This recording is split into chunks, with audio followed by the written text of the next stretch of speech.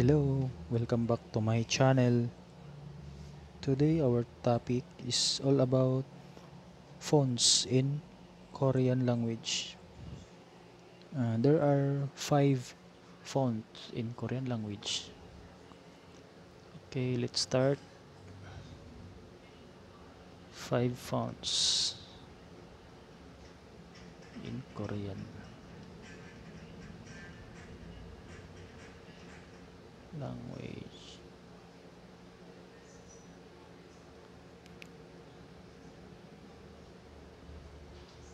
Five fonts.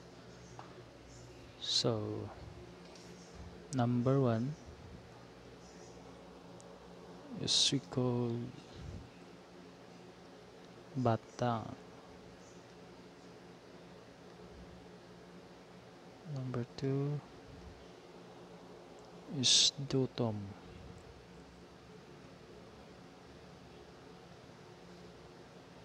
Number 3 is Gulim.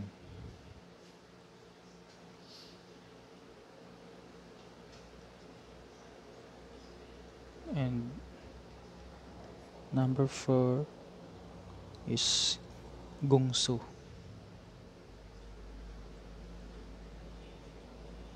Gongsu.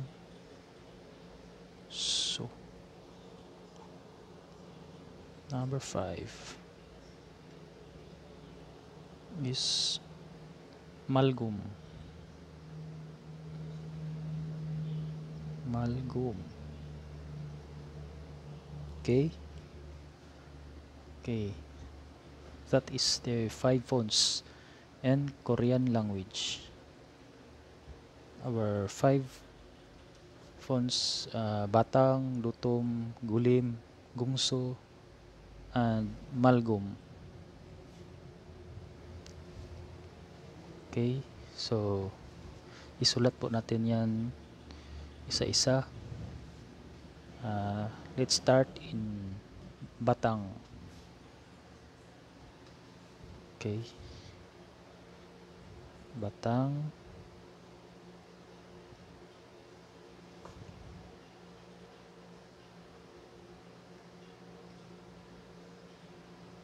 Batang font.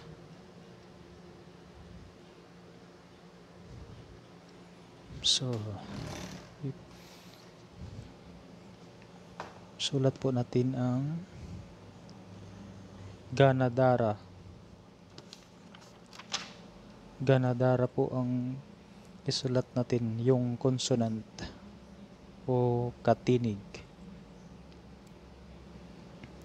So, ang font ng Batang is ganito po yung pagkasulat.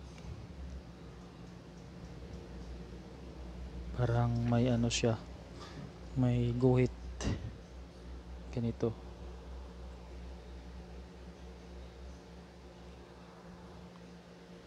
Ganyan. Tapos may ano siya, parang may maliit na ganyan.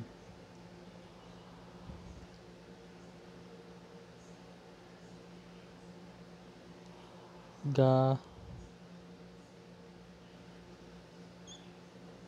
na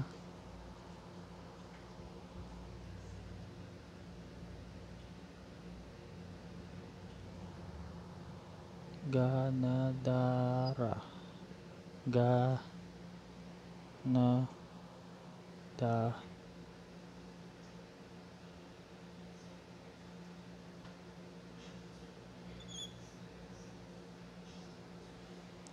Ganadara.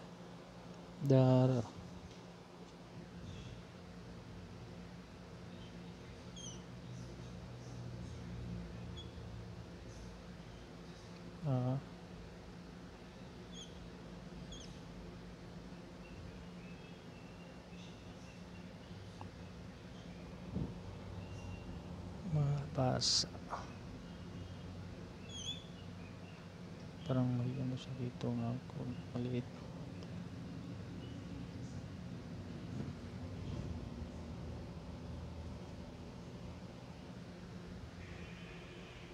Ito, ang sample natin. Ga na dara, mabasa. Yan po ang font ng Batang. So ito naman ay dito tayo sa pangalawa natin ay Dotom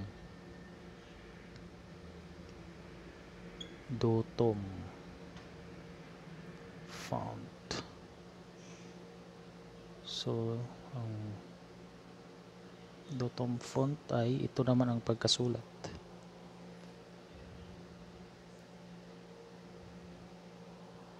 Straight din, parang curve. Ito kasi parang ano lang, hindi masyadong curve ito. Pag ganun talaga siya. Din ang A naman, ano lang, normal, straight lang.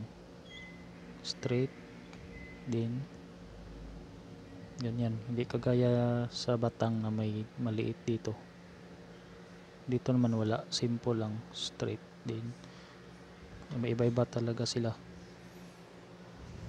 So ang A naman wala rin, diretso na din. Ito meron kasi, ito simple lang to, ang Dotom. Ga, da, pati ang da wala na, diretso na, wala nang ganyan. Ang A wala nang ganyan, diretso na, straight. Ga, na, dara, pati ang R niya diretso na, walang ganyan. Yan, tapos diretso na ang ay. Ayan, ga, na, dara, diretso na, ma, ba, sa. So nakita ninyo ito, wala nang parang maliit, hindi kagaya dito na meron siya. Dito wala na, simple dito. Pati yung ganito, hindi kagaya dito may maliit, dito wala na. Yan ang kaibahan. So number 2 is Dotom. Number 3 na tayo sa Gulim. So dito tayo sa Gulim. Golem font. Gulim font. Okay. Okay, ang Gulim naman is iba din yung style. Ito ang pagkasulat sa Gulim na font. Straight din. Straight siya, tapos biglang yun, parang ano na, iba-iba talaga sila ng design. Ito naman diretso kasi na slide. Ito naman parang dumaan pa siya sa straight, tapos biglang liko straight, tapos hindi kagaya dito na diretso na siya. Yan po ang Gulim. Pero yung A same lang ng pagkasulat sa Dotom. Ang Dotom kasi ganyan, dito sa Gulim same lang sila, ganyan din ang A. Same lang ang Dotom at Gulim sa litrang A. So ga, na, pati yung N pare-pareho lang din sila. Ga, na, pare-pareho lang ang Dotom at ang Gulim. Ga, na, dara. Ga, na, dara.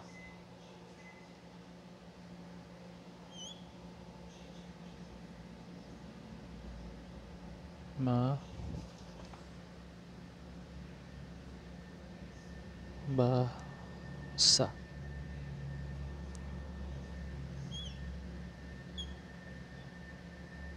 So wala to, pare-pareho lang sila ang Dotom at Gulim na font. Halos pare-pareho lang yung pagkasulat.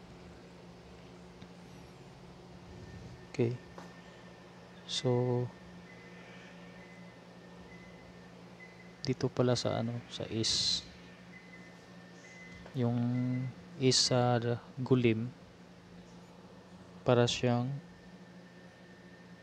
dito siya parang hindi siya kagaya dito, kagaya sa dutom na nandito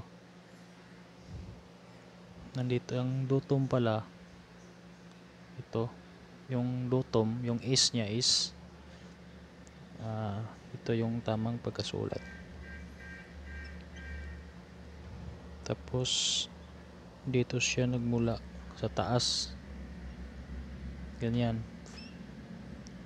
Dito siya nagmula, parang same lang sila, ganyan. Dito kasi sa gulim, dito nagmula sa parang gitna na. Okay, hindi siya kagaya sa dotom na ang dotom kasi same sila. Dito sa gulim, dito na nagsimula sa baba na. Yun ang kaibahan nila. Ang is ang kaibahan.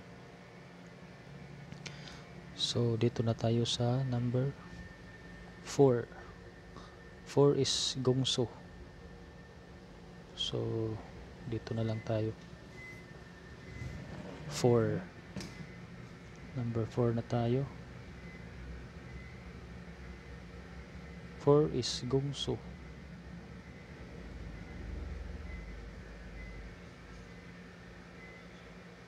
Gongso font.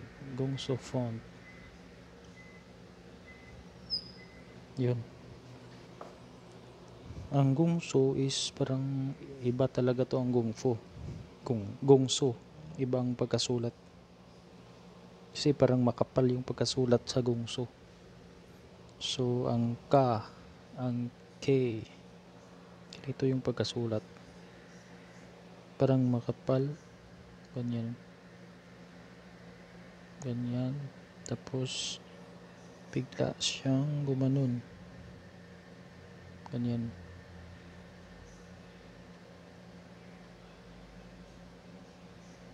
Okay. Tapos parang patulis. Yun ang K niya. Yung A naman, meron siyang guhit. Ganyan. Tapos pababa. Hindi siya dito sa gitna. Dito siya nakalagay sa baba. So yan ang pagkasulat dito. Tingnan nyo, hindi siya sa gitna. Hindi kagaya dito. Lahat nasa gitna, yung guhit nasa gitna. Nasa gitna. Ito ang kaibahan sa gungso. Kasi nasa baba siya, hindi siya sa center. Dito lang siya sa mababa. Ang A, yan ang kaibahan sa gungso. Ang A niya is yung ito, dito siya sa bababa, hindi siya naka-center. Yun ang kaibahan. So ga,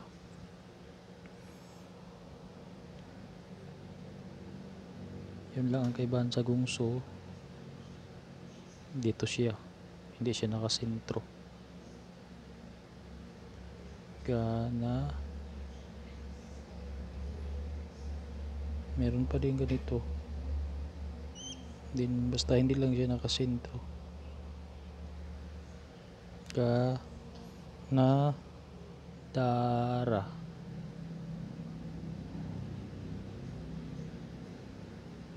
Yan. Dito sa baba. Tingnan nyo ang kaibahan niya. Ga na dara.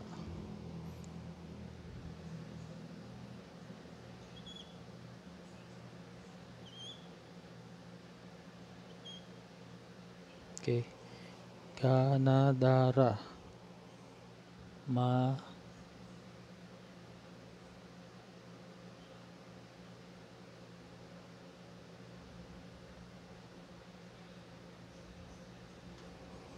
Okay. Gana dara, mabasa. Ito, ang is naman niya is ganito. Ganyan. Tapos dito. Iba na naman ang is. Din, apple. Yan ang pagkasulat sa gungso. Iba talaga yung pagkasulat. Yung A, ito yung A niya, hindi sa sentro. Hindi nakalagay sa center. Hindi kagaya dito na nasa gitna ang guhit, yung maliit na guhit. Ito lahat ang gungso, hindi nakasentro ang litrang A. So ngayon sa last na tayo, number 5 sa Malgom. So Malgom,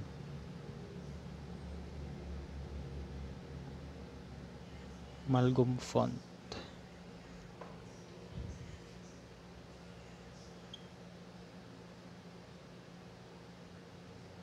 Okay. Sa Malgom font, same lang, parang same lang sila sa Dotom. Okay, ang Malgom is ganito din ang pagkasulat. Ganyan. Parang same lang sila sa Dotom, simple lang pagkasulat. Walang sitsi-buritsi. Ganyan lang. Ga, na,